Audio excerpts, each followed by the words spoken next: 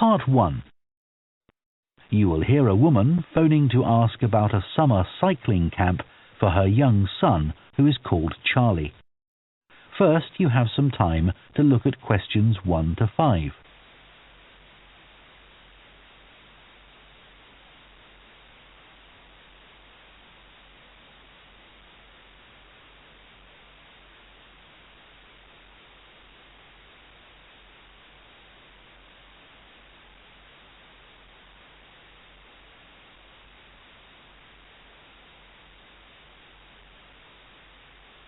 Now listen carefully and answer questions 1 to 5.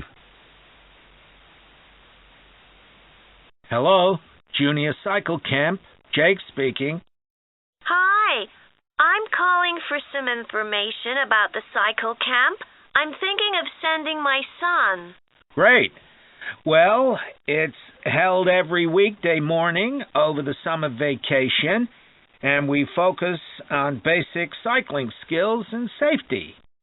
We have 8 levels for children from 3 years upwards. How old's your son? Charlie? He's 7. He can ride a bike, but he needs a little more training before he's safe to go on the road. He'd probably be best in level 5. They start off practicing on the site here, and we aim to get them riding on the road. But first, they're taken to ride in the park, away from the traffic. Right. And can you tell me a bit about the instructors? Well, all our staff wear different colored shirts. So we have 3 supervisors, and they have red shirts. They support the instructors, and they also stand in for me if I'm not around. Then the instructors themselves are in blue shirts, and one of these is responsible for each class. Okay. In order to be accepted, all our instructors have to submit a reference from someone who's seen them work with children. Like if they've worked as a babysitter, for example. Then they have to complete our training course, including how to do lesson plans and generally care for the well-being of the kids in their class. They do a great job, I have to say. Right. And tell me a bit about the classes. What size will Charlie's class be? We have a limit of 8 children in each class, so their instructor really gets to know them well. They're out riding most of the time, but they have quiet times too, where their instructor might tell them a story that's got something to do with cycling, or get them to play a game together. It's a lot of fun. It must be. Now, what happens if there's rain? Do the classes still run? Oh, yes. We don't let that put us off. We just put on our waterproofs and keep cycling. Before you hear the rest of the conversation, you have some time to look at questions 6 to 10.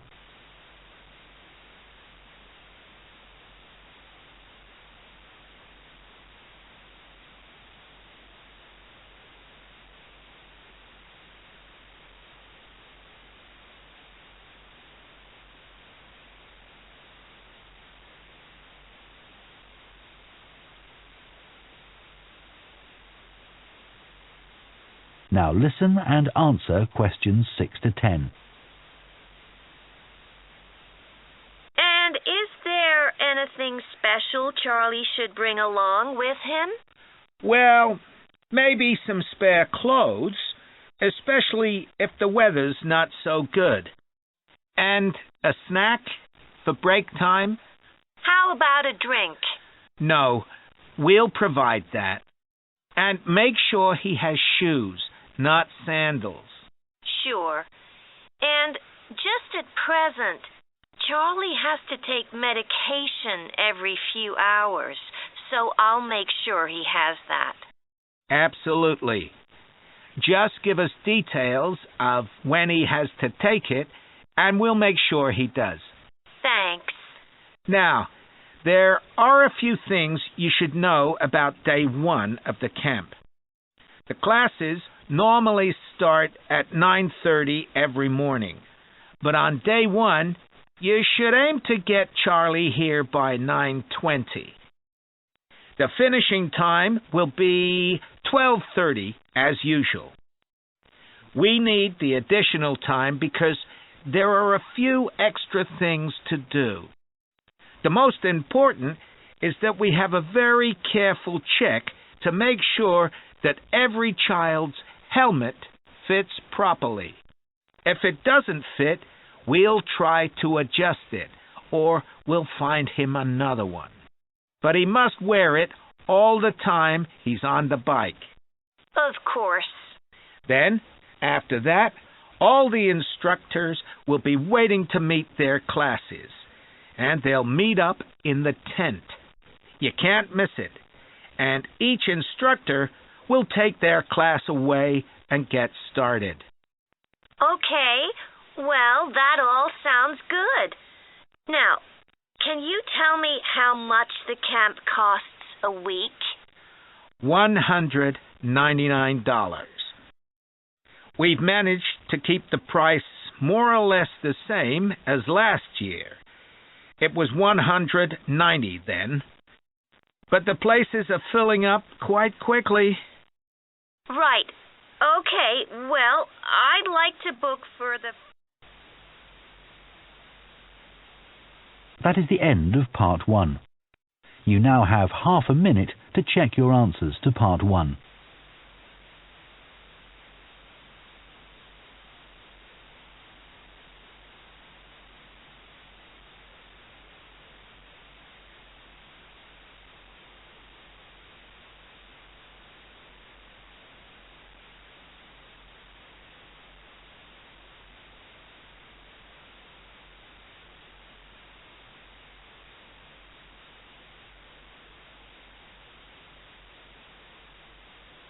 Part 2. You will hear a recruitment officer called Megan Baker giving a talk at a jobs fair about opportunities for those interested in the food and agriculture sectors. First, you have some time to look at questions 11 to 14.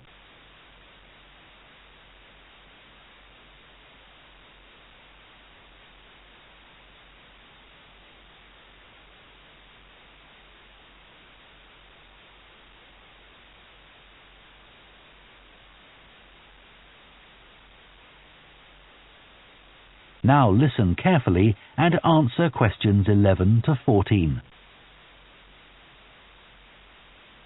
Hello everyone, my name's Megan Baker and I'm a recruitment consultant at AVT Recruitment Specialists. Now, our company specialises in positions that involve working in the agriculture and horticulture sectors, so that's fresh food production, garden and park maintenance and so on. And these sectors do provide some very special career opportunities. For a start, they often offer opportunities for those who don't want to be stuck with a 40-hour week, but need to juggle work with other responsibilities, such as childcare. And this is very important for many of our recruits. Some people like working in a rural setting, surrounded by plants and trees instead of buildings, although we can't guarantee that. But there are certainly health benefits, especially in jobs where you're not sitting all day looking at a screen, a big plus for many people. Salaries can sometimes be good too, although there's a lot of variety here. And you may have the opportunity in some types of jobs for travel overseas, although that obviously depends on the job, and not everyone is keen to do it. Of course, working outdoors does have its challenges. It's fine in summer, but can be extremely unpleasant when it's cold and windy. You may need to be pretty fit for some jobs, though with modern technology, that's not as important as it once was. and standards of health and safety are much higher now than they used to be, so there are fewer work-related accidents. But if you like a lively city environment surrounded by lots of people, these jobs are probably not for you. They're often in pretty remote areas. And some people worry about finding a suitable place to live, but in our experience, this usually turns out fine. Before you hear the rest of the talk, you have some time to look at questions 15 to 20.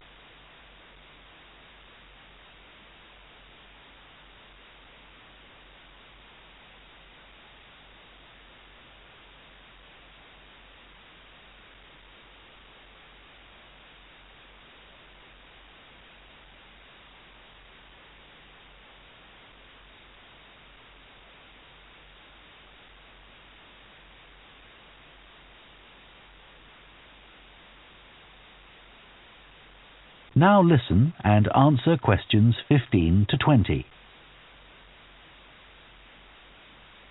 Now, let me tell you about some of the exciting jobs that we have on our books right now. One is for a fresh food commercial manager. Our client here is a very large fresh food producer, supplying a range of top supermarkets. They operate in a very fast-paced environment with low profit margins. The staff there work hard, but they play hard as well. So if you've a sociable personality, this may be for you. We have an exciting post as an agronomist, advising farmers on issues such as crop nutrition, protection against pests, and the latest legislation on farming and agricultural practices. There are good opportunities for the right person to quickly make their way up the career ladder, but a deep knowledge of the agricultural sector is expected of applicants. A leading supermarket is looking for a fresh produce buyer who is available for a 12-month maternity cover contract. You need to have experience in administration, planning and buying in the fresh produce industry, and in return will receive a very competitive salary. We have also received a request for a sales manager for a chain of garden centres. You will be visiting centres in the region to ensure their high levels of customer service are maintained.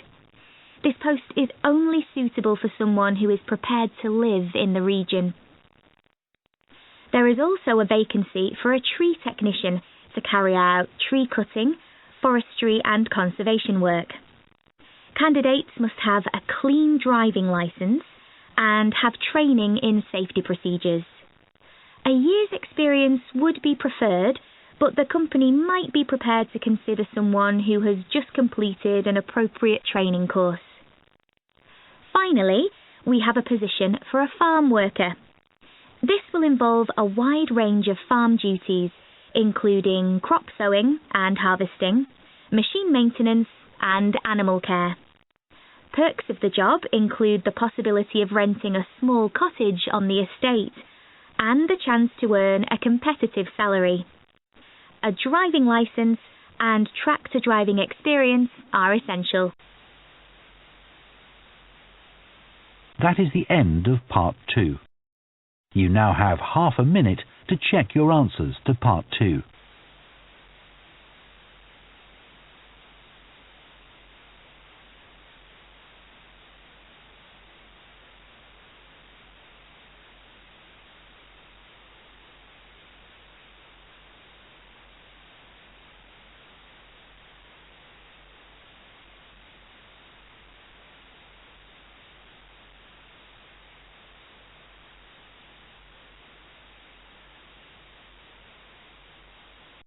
Part 3.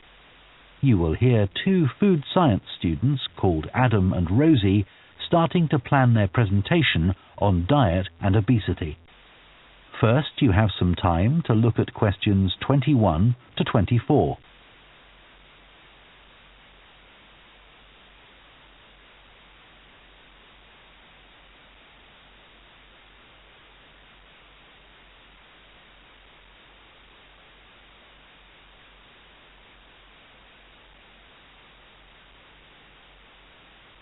Now listen carefully and answer questions 21 to 24.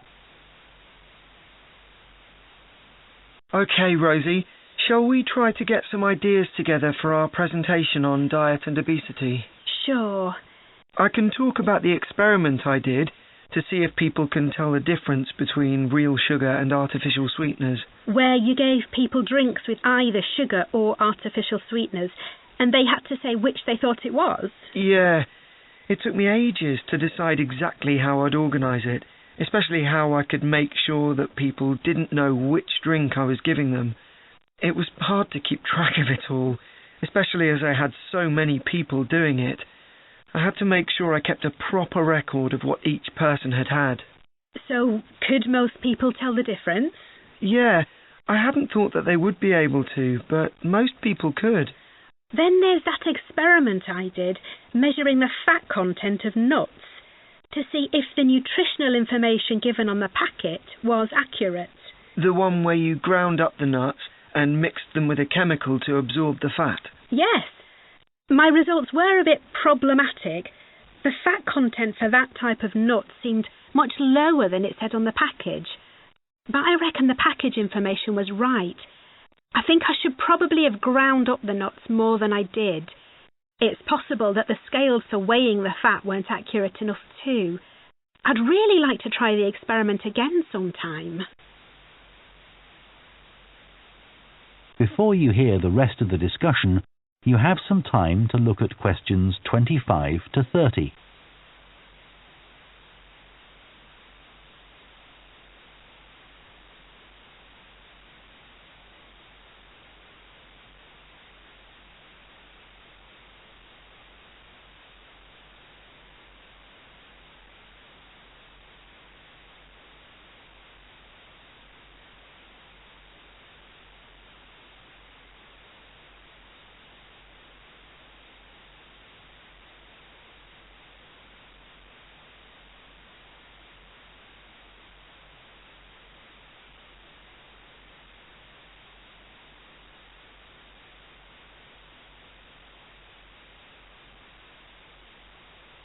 Now listen and answer questions 25 to 30.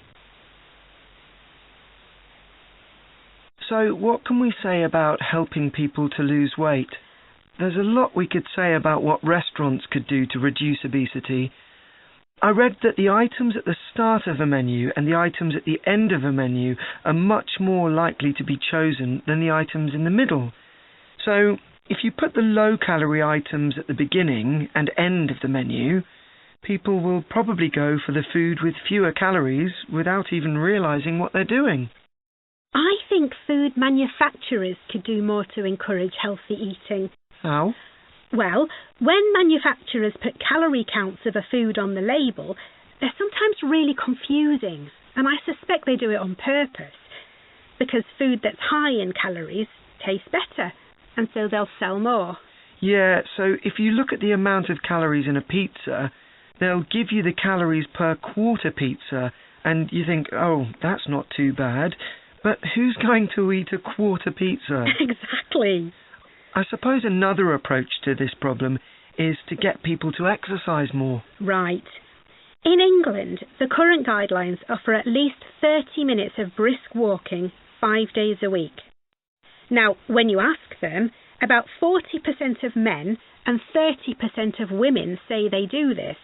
But when you objectively measure the amount of walking they do with motion sensors, you find that only 6% of men and 4% of women do the recommended amount of exercise. So you can see why obesity is growing. So how can people be encouraged to take more exercise? Well, for example, think of the location of stairs in a train station. If people reach the stairs before they reach the escalator when they're leaving the station, they're more likely to take the stairs. And if you increase the width of the stairs, you'll get more people using them at the same time. It's an unconscious process and influenced by minor modifications in their environment. Right. And it might not be a big change, but if it happens every day, it all adds up. Yes. But actually, I'm not sure if we should be talking about exercise in our presentation. Well, we've done quite a bit of reading about it. I know, but it's going to mean we have a very wide focus. And our tutor did say that we need to focus on causes and solutions in terms of nutrition. Oh, I suppose so. And we've got plenty of information about that. OK, well, that will be simpler. So, what shall we do now? We've still got half an hour before our next lecture. Let's think about what we're going to include and what will go where. Then we can decide what slides we need. OK, fine. That is the end of Part 3. You now have half a minute to check your answers to Part 3.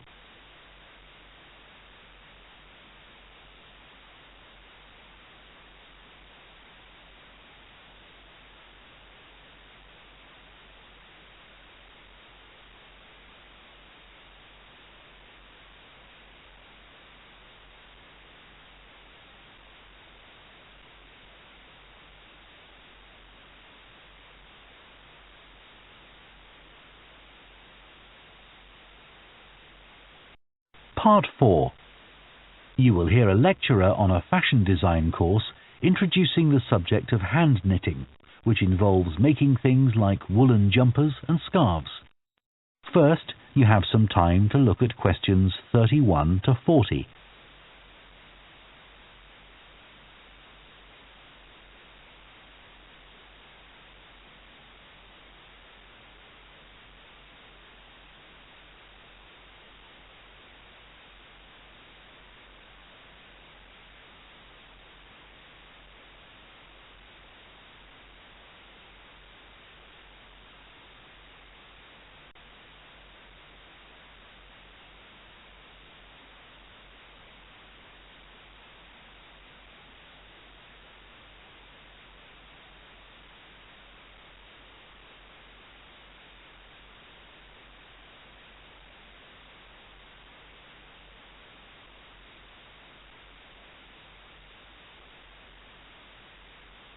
Now listen carefully and answer questions 31 to 40. Good morning, everyone. So today we're going to look at an important creative activity, and that's hand knitting. Ancient knitted garments have been found in many different countries, showing that knitting is a global activity with a long history. When someone says the word knitting, we might well picture an elderly person, a grandmother perhaps, sitting by the fire knitting garments for themselves or other members of the family. It's a homely image, but one that may lead you to feel that knitting is an activity of the past. And indeed, during the previous decade, it was one of the skills that was predicted to vanish from everyday life.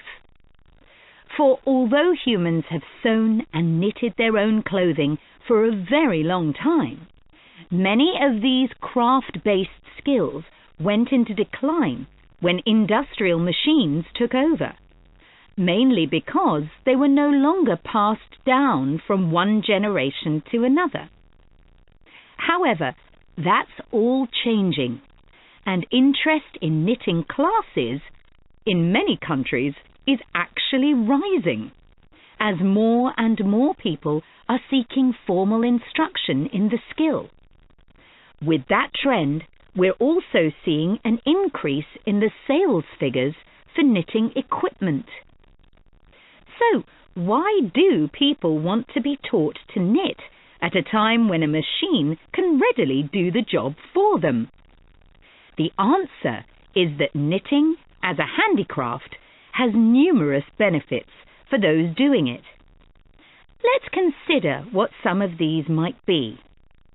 While many people knitted garments in the past because they couldn't afford to buy clothes, it's still true today that knitting can be helpful if you're experiencing economic hardship. If you have several children who all need warm winter clothes, knitting may save you a lot of money. and the results of knitting your own clothes can be very rewarding, even though the skills you need to get going are really quite basic and the financial outlay is minimal. But the more significant benefits in today's world are to do with well-being. In a world where it's estimated that we spend up to 9 hours a day online doing something with our hands that is craft-based makes us feel good. It releases us from the stress of a technological, fast-paced life.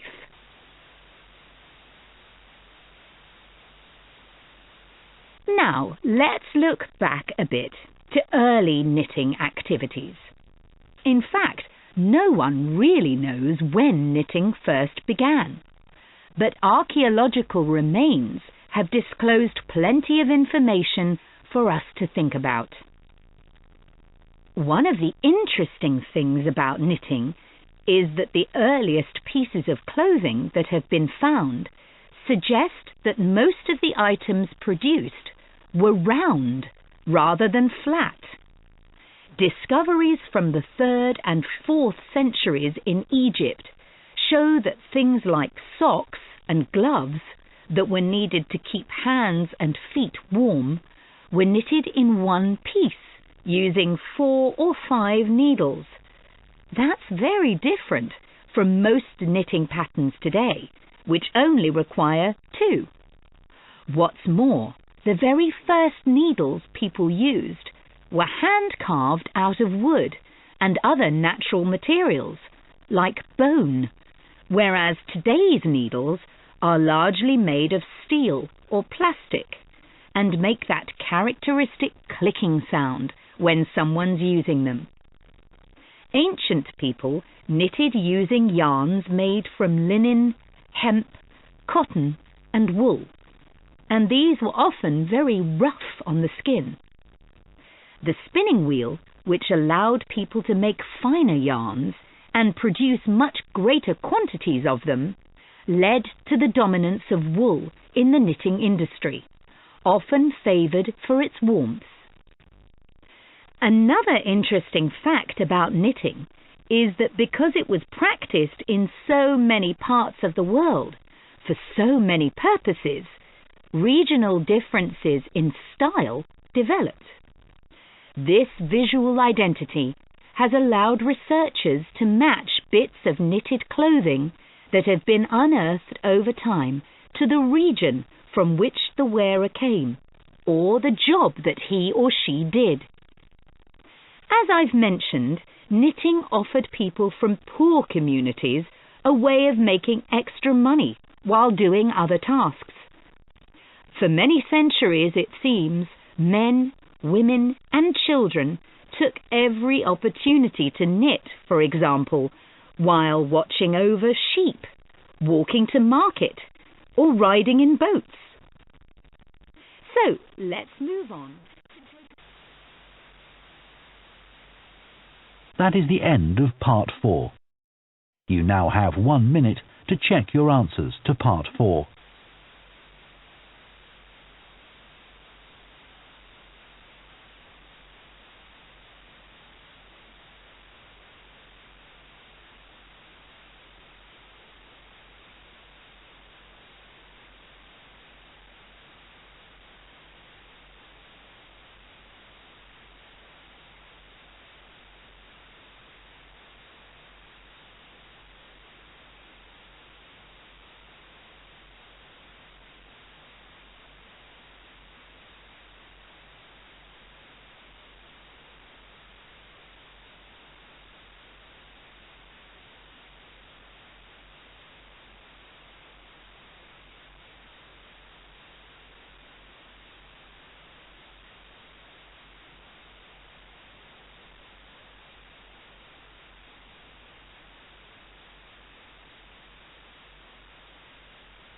That is the end of the listening test.